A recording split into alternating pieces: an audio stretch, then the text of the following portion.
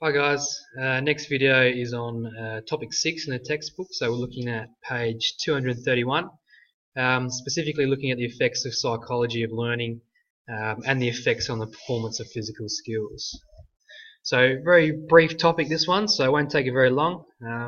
Watch the video, go through the textbook questions as we go along. Alright.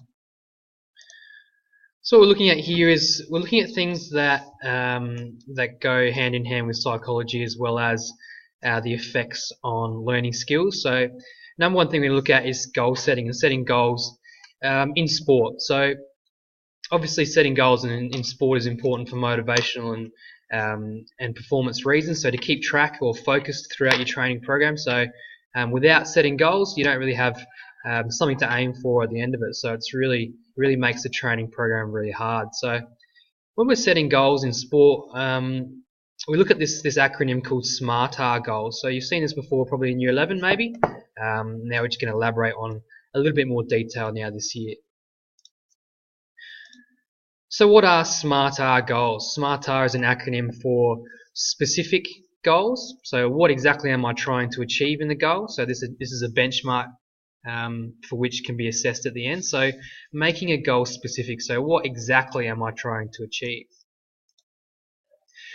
Goals need to be measurable. So the M in the acronym is measurable. So that means that there must be some sort of level of recording or measurability about the goal that we're trying to achieve. So for example, I want to get to at least level 10 in the beep test. That's an example of a measurable goal, because if we don't get to level 10, well then we can measure that against our benchmark or what we're actually trying to achieve.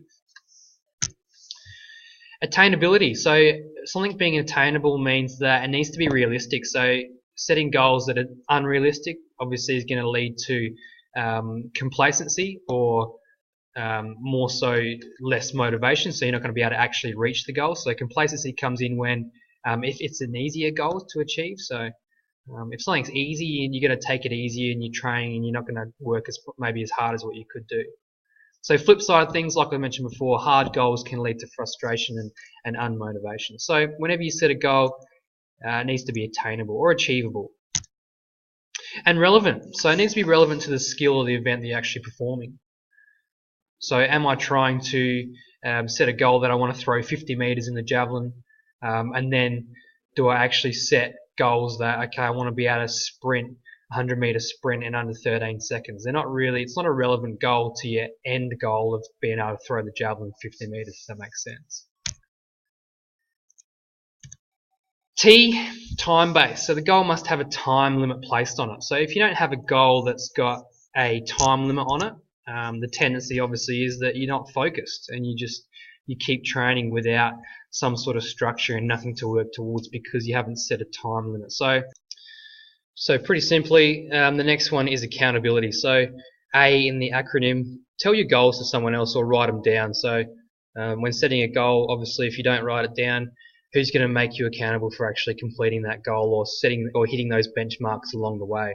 So usually when you set a goal, you tell someone else, okay, my goal is to run a marathon, or you tell your coach, okay, I want to run a marathon. They're going to help you, keep you on track. So they're going to say, right, at this point you need to be able to run 20 Ks, at this point you need to be able to run 30 Ks, blah, blah, blah, whatever it is.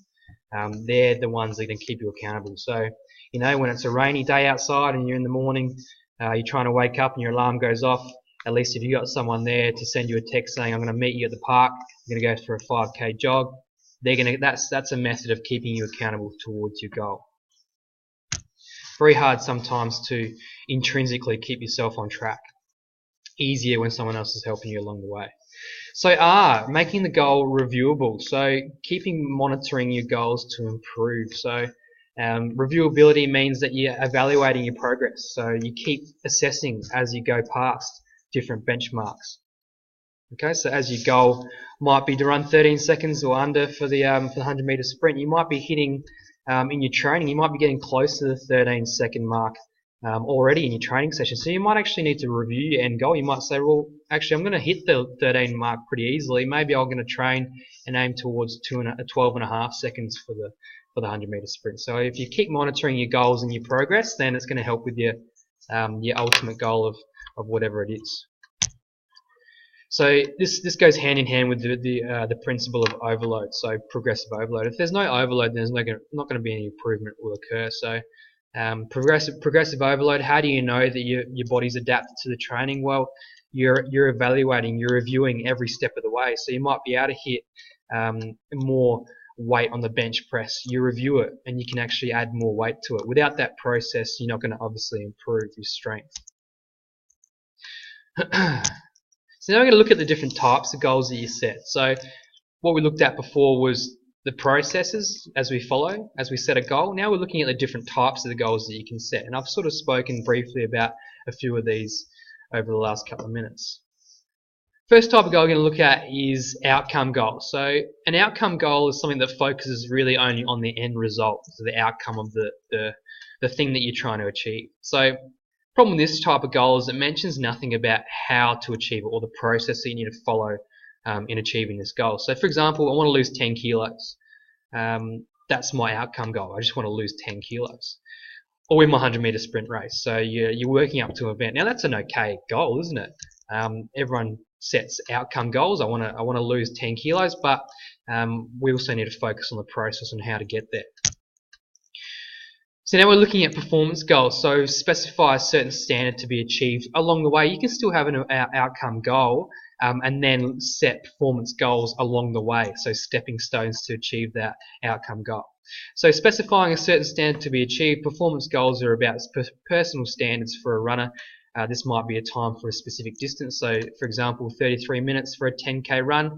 And as such are unaffected by the performance of others. So totally under control of the individual. So when we talk about performance goals, obviously we're talking about ourselves. We're not looking at anyone else's goals. It's more about, okay, I want to run a marathon. This is a good way. I'm going to set my performance. I want to be able to run 33 minutes for the 10k, halfway through my training program. So it's more about performance along the way and including a specific time. So outcome is just, I want to win the marathon. Performance is about, okay, I want to actually run sub 3 hours for the marathon. Okay, this is going to help you along the way.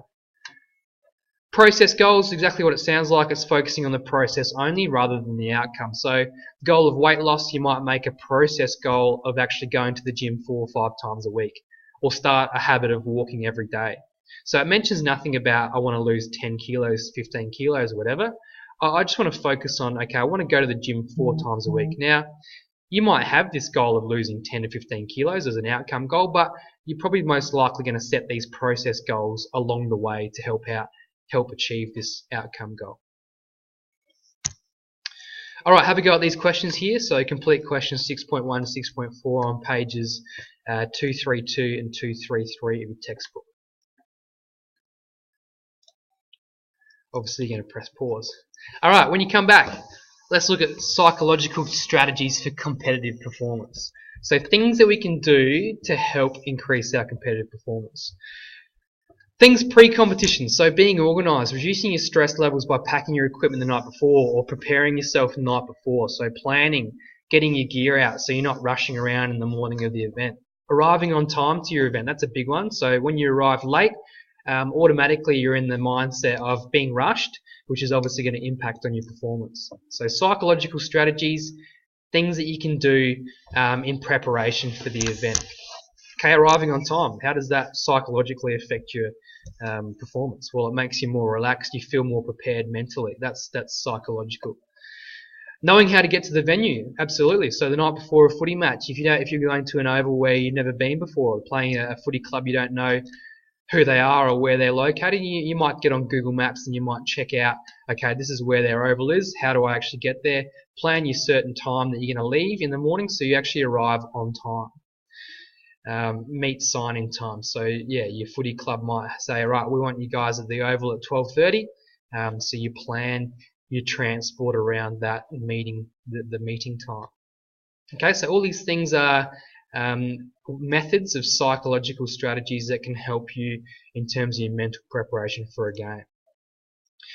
Things like physical things, so warming up, just basically stretching or walking around the course or the field, whatever it is, actually relieves the stress and distractions from your competition. So it helps zone in and focus on what's going to be required in the game or the event that's coming up. So stretching, warming up the relative muscles for the sport. Okay, that's going to add to the psychological improvement because of the preparation, because it's going to be preparing your muscles, and you know that, okay, well, I've warmed up properly. I can tick that box in my mind. When it comes to performance, I'm ready to go. So during competition, staying positive. I know it sounds simple, but if you stay positive during a game, yeah, it's going to have a psychological effect on your performance. What can I do now and next? So focusing on, okay, well, I might have made a mistake in the last 5 minutes. It's gone, it's in the past. I'm not going to dwell on it because that's going to next affect your next effort on the field. So focusing on the now. So what can I do now? What can I do next to help my performance, rather than just thinking about what's happened in the past. So strategies including deep breaths, keywords, centering yourself, so concentration on rhythm. So you often see sports people around the world, particularly in tennis, I think, talking to themselves in between games. They might be, venting some steam. Some of them might be saying positive things like geeing themselves up, focusing themselves in terms of centering and using keywords. So focusing on their own technique rather than the mistakes that they've made in the past.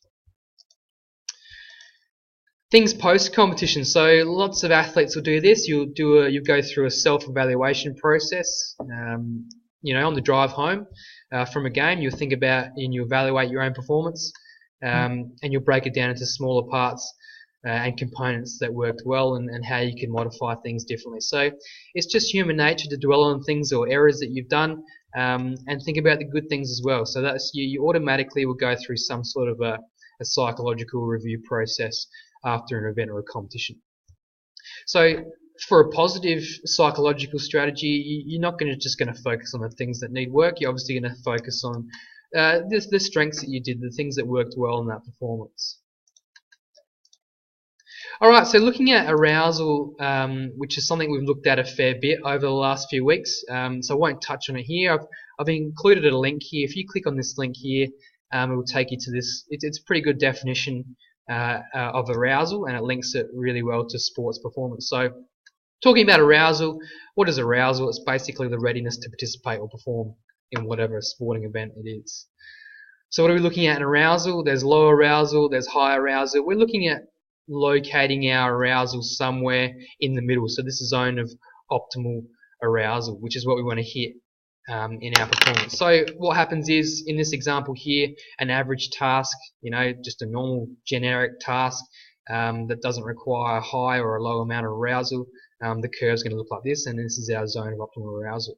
A simple task, however, which doesn't require a lot of thinking or doesn't require a lot of motivation, you're going to have to motivate yourself to get to this optimal range of optimal zone of arousal. So it's more towards the higher end of arousal, which is going to be the optimal performance zone, if that makes sense. We've gone through this a fair bit. Something new is obviously the idea of anxiety. So what's anxiety? Everyone talks about anxiety, but sports anxiety is a very real thing. So it's often associated with negative thoughts, so such as the fear of failure. So it's natural to feel like you're anxious when you take a set shot in footy. You're not going to necessarily at the elite level worry about people laughing, but you're going to more so worry about the fear of failure, or fear of failing in your own performance, but also letting the team down. So that's basically the main link between anxiety and sport, is that idea of fear of failure. So what does fear actually do for us in sport? It actually results in an increase in arousal. So if you go into a game thinking, oh geez, I don't want to mess up, it's going to increase your arousal levels, isn't it? So you really want to try and look at those strategies we spoke about in the previous slide to try and lower your arousal, to try and get your performance in this optimal zone, if that makes sense. So click on that link, have a look, and also have a go at these questions. So they're not very long questions, it's not a very big chapter. Have a quick look over them. Questions 6.5, 6.12 in the textbook, so page 235 and 238. All done? Excellent. Alright, so now we're looking at strategies to decrease anxiety and improve performance. So, it's pretty straightforward, it's pretty common sense. These are some generic things that you could do to try and decrease anxiety before a sporting event. So in the process of mental is one of the most obvious and I suppose easiest ways to improve performance and decrease anxiety is go through the process of mental imagery. So mentally rehearsing and creating the performance inside your mind without doing it. So I reckon anyone who's nervous before an event will go through some sort of mental rehearsal inside their mind, trying to see it happening before it actually happens on the field. So this can be a positive thing, so rehearsing what's going on inside your mind, preparing yourself for the game, seeing yourself going through the skill movements can be a real motivational tool. So if you picture yourself being successful at the skill, well, that's going to be good motivation. You can see what it looks like in your mind to be successful and use that as a motivational tool. Skill refinement. So it actually, there's been some studies done which suggest that going through some sort of process of mental imagery and rehearsal actually has a direct link to refining skill movements in a physical sense. Develop game plans. So obviously you'll think about developing game plans. What does your team as a coach maybe? You might be thinking about tactics. What are you expecting to see from the opposition team? Relaxation is a big one, so mental imagery, using it to calm yourself down, saying to yourself, right, I've done this 1,000 times, this is no different, using it as a relaxation tool so that when it comes to executing the skills, you're in some sort of a form of lower arousal and you're not highly aroused or over-aroused. So types of imagery we're looking at motivational and cognitive. So motivational imagery, like we said before, using just picturing yourself executing the skill effectively and using that as motivational image, as well as cognitive. So cognitive thinking, more processes of how you're going to achieve that goal. So visualization is a big one. So motivational imagery, we're talking about cognitive imagery here. Motivational involves seeing success, so like I spoke about before, kicking the winning goal, celebrating after the siren. This increases self-confidence and willingness to push harder. So if you can see yourself kicking the winning goal, when it comes to that situation, you've gone over in your head, you say, right, this is my chance now. I've gone over, I've seen what it's going to look like and the celebration in my mind, and then you go through the process and hopefully execute. Cognitive imagery usually refers to dealing with the technical side of the sport, so more like visualizing your technique and how to improve your technique from game to game. So advantages of mental visualization. So iron out any problems in movement. So whilst it's tricky to reflect and see your own performance, you might have seen some sort of camera recording or video recording of your skill. You know what your skill execution needs to look like, and this visualization can help you actually iron out any problems for your movement in terms of your mental preparation. Develop a game plan ahead of time. So like I said before, developing a game plan, tactics, preparing yourself for what the opposition is going to do. More importantly, how you or your team's going to execute the game plan. Think about possibilities that may arise. So like I said, that goes hand in hand with tactics. Whatever it is on the day, preparing for likely outcomes for your own team and also the opposition, if it's a team sport. Strengthening your neural pathways. So like I said before, there's been some research done around this idea of strengthening the neural pathways. So you learn a skill, you execute the skill physically, but the more you actually visualize yourself, you actually strengthen the pathways as the brain sends messages to the muscles. So even without performing it, there's been some suggestion that you can actually strengthen and make those messages stronger, so they get to the muscles and they actually do their job and execute the program, whatever it is, the motor program, more efficiently. Relaxation to reduce stress levels, so exactly the same as what I said before. Increasing self-confidence is a good one. So we spoke about anxiety, fear of failure and performance. So increasing self-confidence is a big one, making yourself pumped up, all those sorts of things, advantages of visualization. Self-esteem. So what is self-esteem? It's a perception of yourself. So positive self-esteem, negative self-esteem, it's all about how you perceive yourself. So self-worth. Has that got a big implication on your sporting performance? Absolutely. So you see it all the time. Sports athletes who have a lot of self-confidence and self-esteem are the ones that perform on a regular basis to a high level. So the ones that are not in good form after 2 or 3 games, the self-esteem drops, and you can see their self-confidence drops, and what will happen is they might not be selected for that week. What does self-esteem actually do for us? It actually develops your interactions with others. So if you have low self-esteem, you don't interact well with a coach or your teacher or your peers or your parents or your teammates, whoever it is. So you find it hard to actually socialise and receive feedback as well as participate properly or interact, more importantly, on the field with your teammates. So self-esteem develops at a young age, we know that, but however it's not constant, so it fluctuates. So like I said before, you form in an event or a sport, a team sport will fluctuate, and that has an effect on your self-esteem. Different things in your life are going to impact on your self-esteem. So, you know, your relationship breakdowns are going to affect on how you see yourself and your perception of yourself. So it has a direct, important influence on your sporting performance, self-esteem, based around physical appearance and usually physical ability. So body image, as well as particularly for younger athletes, based around their physical appearance, is going to have an effect on their self-esteem.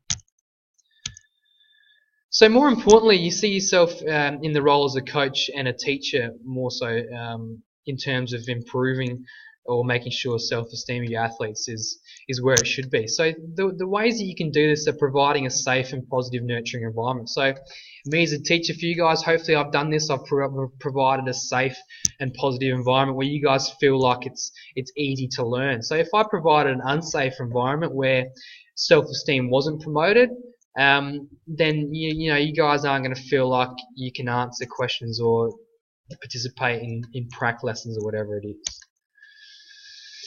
So another way is highlighting positive aspects of an individual's performance rather than dwelling on the negatives. So we spoke about this in terms of feedback last topic. Obviously, you know, like these pictures here, if you are a coach and you continually dwell on the negatives, you say, oh, that was a crap throw, or you didn't execute the swing properly, you know, that's not going to, the self-esteem of the athlete, what are they going to think? They're going to think, oh, I'm no good. Next time they do it, they're not going to be successful. It's pretty simple. So whilst you still need to give them some direction in terms of their performance improvements, you ultimately need to increase the self-confidence and the self-esteem of the athletes to get the best out of their performance, don't you? It makes sense. Alright, have a go at these questions. So 7.14 to 7.19 on pages 259 to 260. So just finishing off, we're looking at some coaching styles now. So I sort of hinted there about different methods and different ways coaches and teachers can help their athletes. Now we're going to look at just touching on different styles and coaching methods. So main types of coaching methods that we're going to look at here. First type is an authoritarian style of coaching. What that sounds like, authority, so that's the key word there. An authority figure dominates, sets the task, makes the decisions, instructs rather than asks. So they don't really give much options for discussion and suggestion to ideas, whereas democratic does. So a democratic coach open to suggestions, guides rather than directs, interested in players' impressions rather than more so the outcome skills. So looking at creating a supportive experience for them. Casual coaching style, so minimal presence, players running trainings and decisions, more of a supervisory role. So you're still a coach, you're still the head figure, but it's more of a player-run sort of situation. 3 types of coaching styles. Does it necessarily mean that every single coach is one coaching style and none of the other? Absolutely not. So usually coaches will have or display different aspects of all 3 of these styles of coaching. But it's really the good coaches that have more than one style, and it's usually based on suiting the learners. So if you think about it, teaching younger athletes, you're gonna set up more of a democratic, casual style in terms of the way you instruct, but also an authoritarian figure. So younger athletes won't necessarily know what they want and how to achieve their goals. So you have to set all the tasks for them, but more of a casual, minimal presence, maybe a supervisory role. Let the athletes go about their business. Democratic, open suggestions, right? Let's guide them rather than direct them. So you can see good coaches take bits and pieces from each of those 3 different coaching styles. So recent studies have shown that the most appreciated characteristics in a coach, both male and female, are personality. So showing a personal side to themselves. So if you can demonstrate that you're actually human, you make mistakes, everyone makes errors, well then athletes are going to more likely respond to that type of coach.